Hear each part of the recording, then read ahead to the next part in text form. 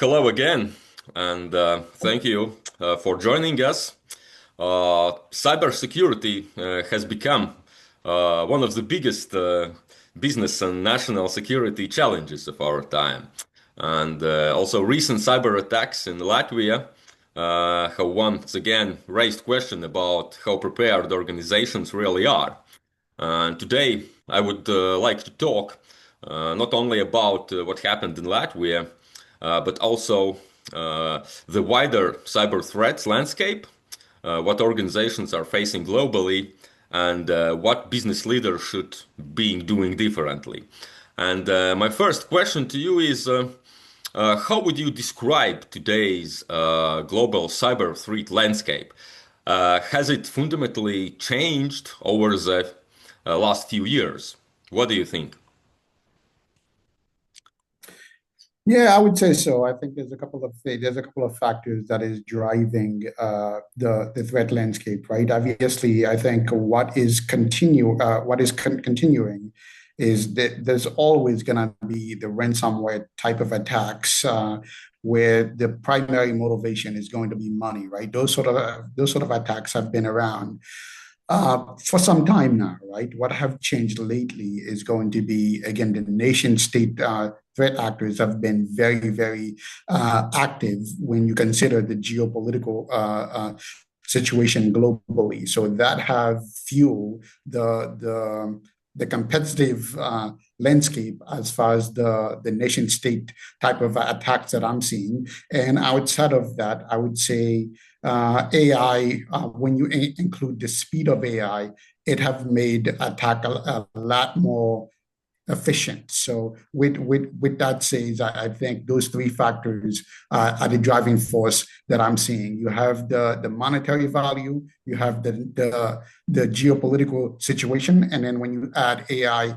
in the mix, we're now seeing more attacks than ever before. Okay. Can any organization become a victim of a sophisticated cyber attack today, regardless of its size or investment in cybersecurity? Yes, I have. Again, just in recent histories, again, I've responded to large multinational companies. I've responded to sophisticated government agencies, and I've also responded to small healthcare with essentially three or four doctors. So it's all across the board.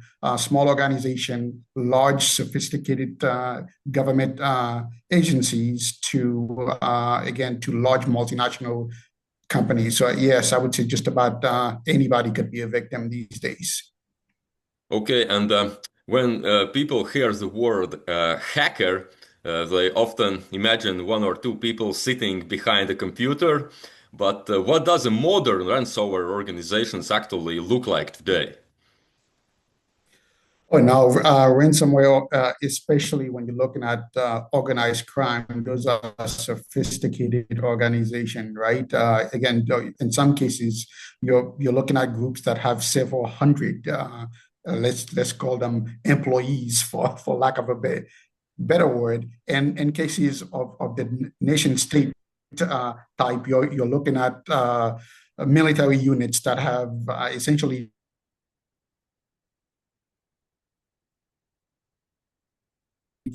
hacker large groups that are committed to the mission. Okay, and from the ransomware investigation your team has handled around the world, what are the most common ways attackers gain access to organizations' network today?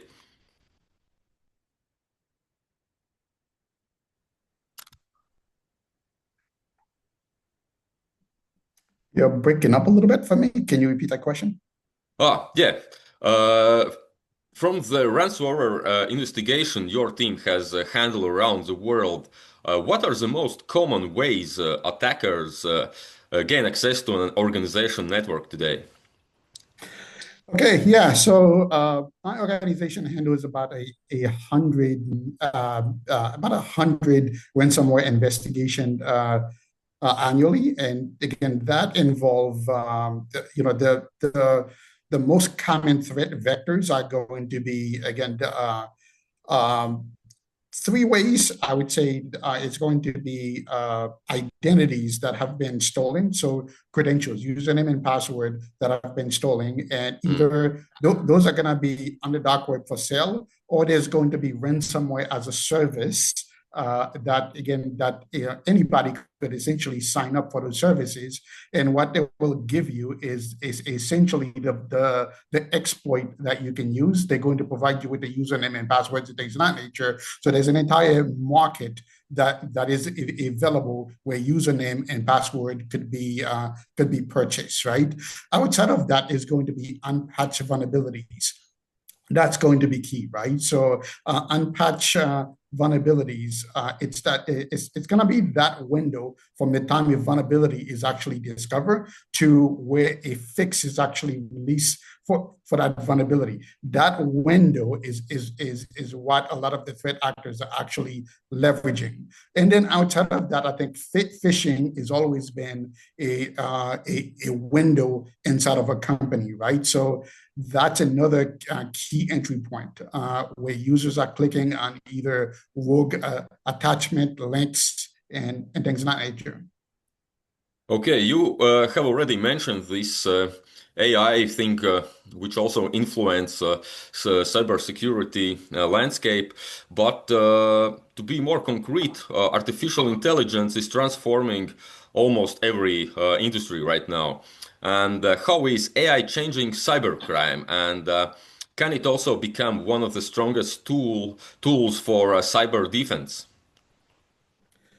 Absolutely, right. So I think, and the side of the hackers, right? When you're thinking about things like phishing emails, in years past, right, you can always detect a phishing email. There's going to be grammatical errors and things of that nature. Now you're talking about perfectly crafted email that is tailored for the individual, that's going to be tailored for the organization, right? So the ability to leverage AI to actually do research on an individual, on a company, you cannot do that at scale, right? So, but also at the same time, the ability to perform analysis quickly. So cyber defenders have this additional tool now where they can actually leverage AI to actually perform analysis to be able to react a lot quicker.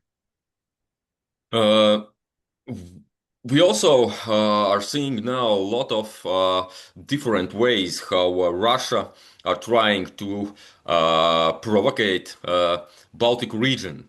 And one of these cases, what they are trying to do is also some kind of cyber attacks. We've seen cyber attacks, GPS jamming, disinformation campaigns, and even acts of physical sabotage linked to Russian hybrid operations across the Baltic region. Are these still separate threats, or are they increasingly becoming part of one coordinated strategy? What do you think?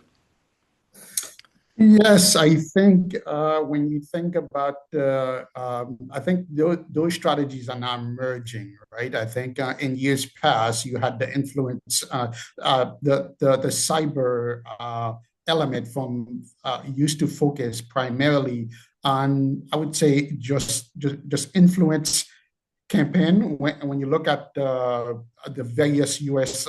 Elections and things of that nature, those were primarily influence based, right? Where they were trying to influence the outcome of an election and things of that nature. But I would say just this year alone, I've responded to multiple critical infrastructure that have national implication, right? That's on transportation, that's in power grid, that's in healthcare and things of that nature, right? So the nature of the attack is actually quite different. It's not just influence, there are sabotage that is happening. And recent cyber attacks against organizations such as Latvia's valsts meži have attracted significant public attention.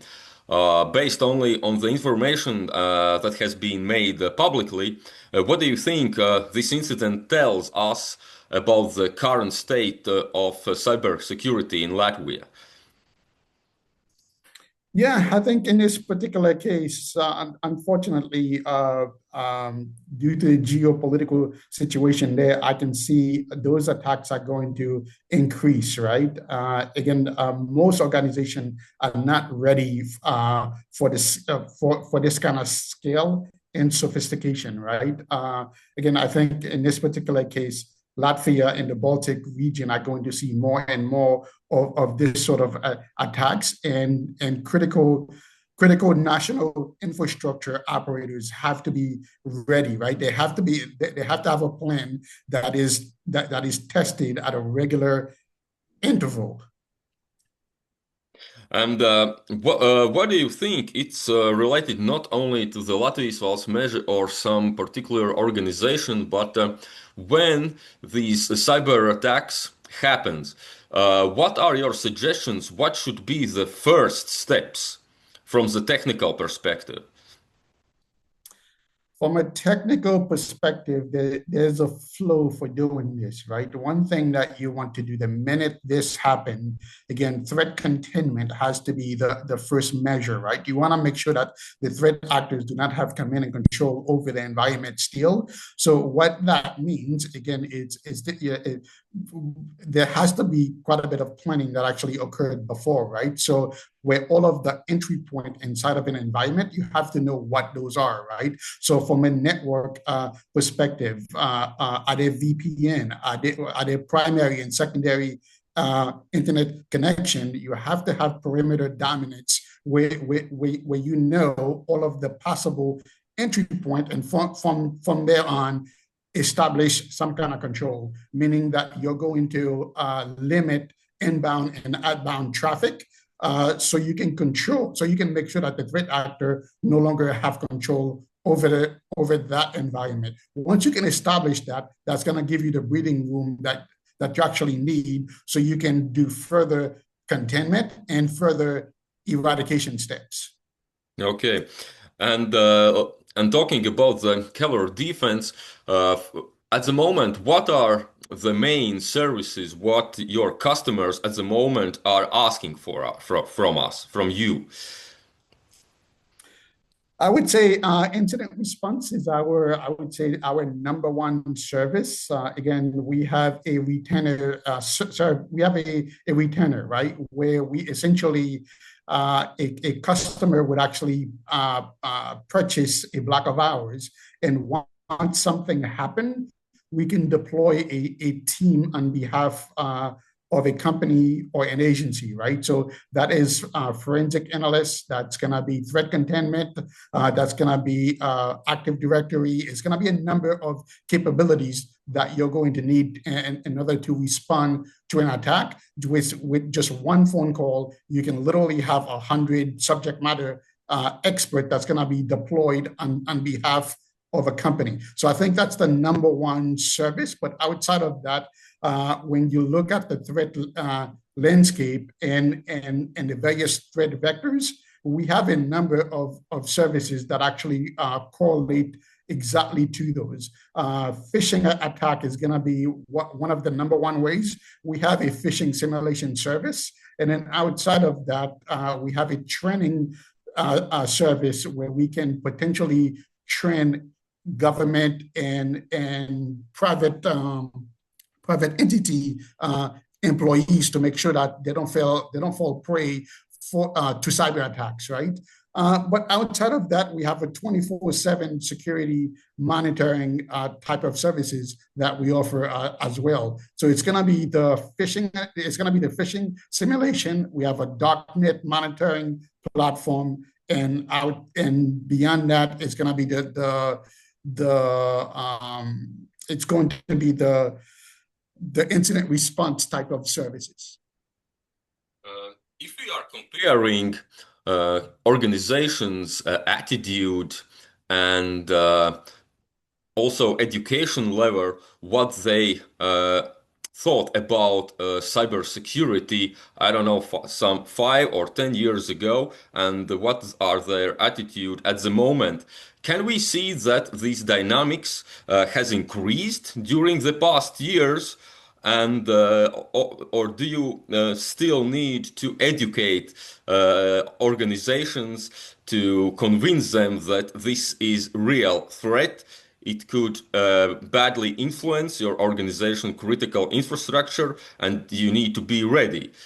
How these, I could say, mindset has been changing during the past years.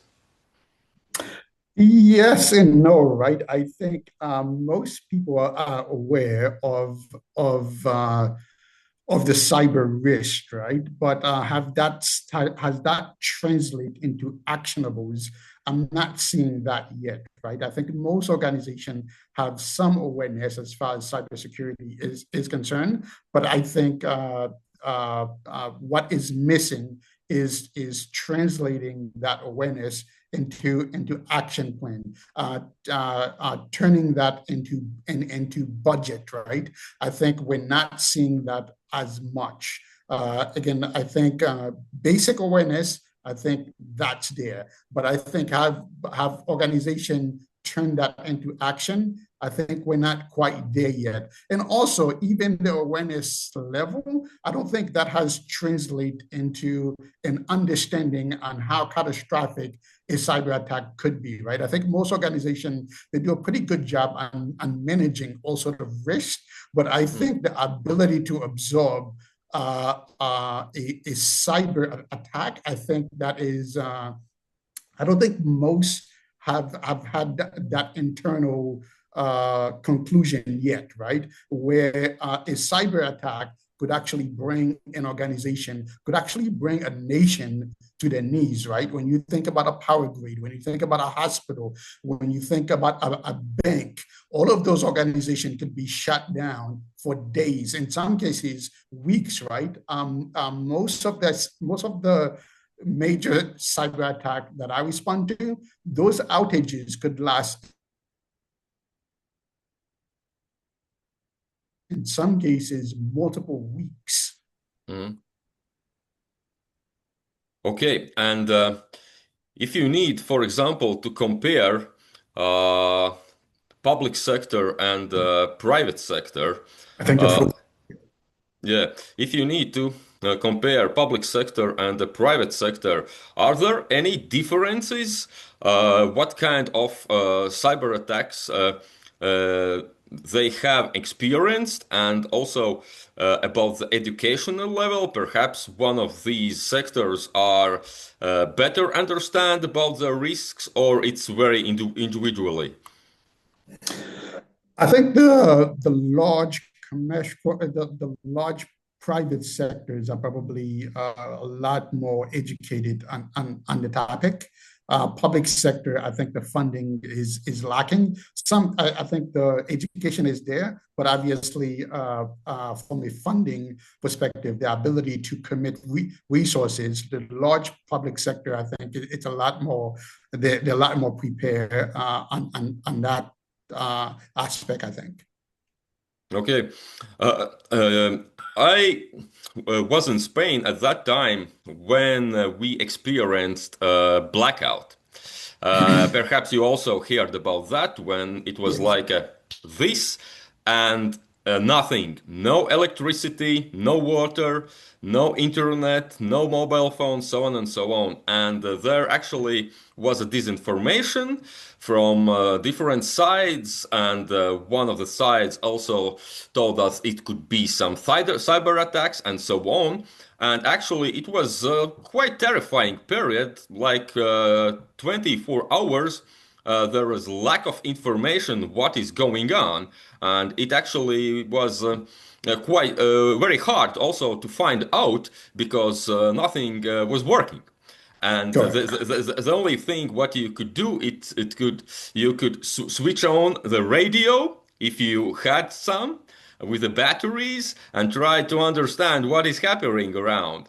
So and that at that moment I understood how dangerous could be such kind of cyber attacks just to switching off the all connections for all country. And you can imagine in Spain, there is a, if I'm remember correctly, there are living 45 million people. So you can Correct. imagine the panic what was there at that time. Of course, officials after that didn't come out with a very clear announcement what really happened. But it doesn't matter. The main thing is that it is if was a cyber attack or something similar, it could influence all country just in a 1 second.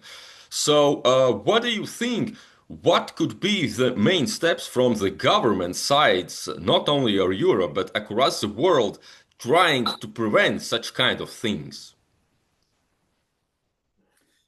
Not just prevent, right? I think I think I've worked on multiple national scale, right? Both at a healthcare and transportation level, where within a matter of minutes, all operation came to a halt, right?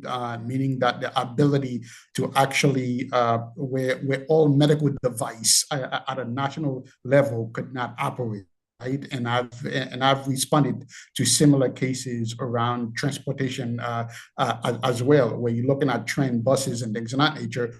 All of it is affected within a matter of minutes.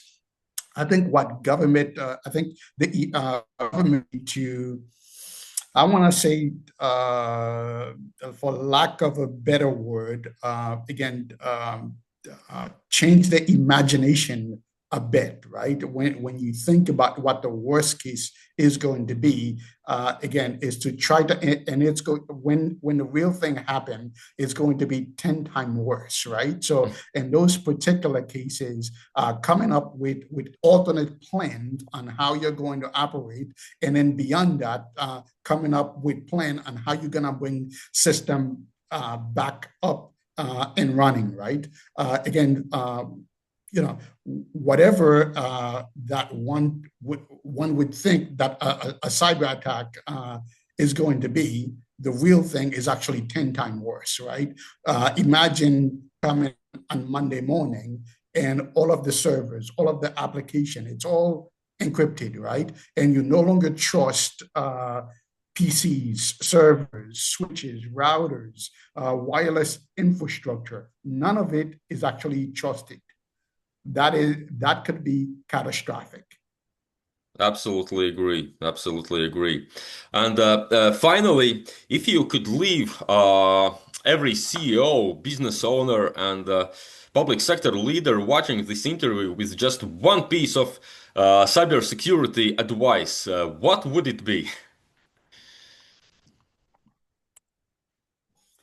Oh, again, I think this is the central theme, right? It's going to happen. Again, you have to assume that at some point this is going to happen, and at that point, do you have a game plan that's going to work, and have that game plan been tested? I think that would be it, right? I think in this particular case, most organizations that I'm aware of have an incident response plan, and that plan generally have a recovery timeline of 1 day, and in some cases I've seen it down to hours within the banking industry. They have sophisticated plan that were created by all sort of consultants, where the recovery timeline was 4 hours, at the worst case 24 hours, and the reality is somewhere around 20 days.